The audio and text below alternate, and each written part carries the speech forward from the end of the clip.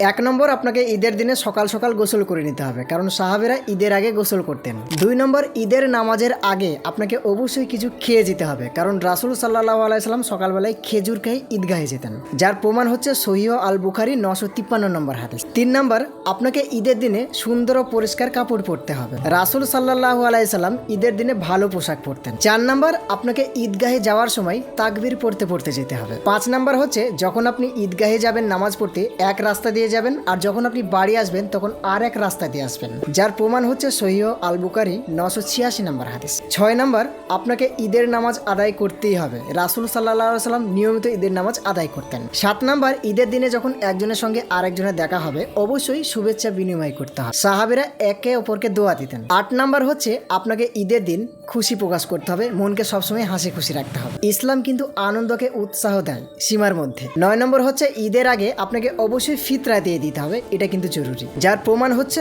সহিহ আল বুখারী 1503 নম্বর হাদিস।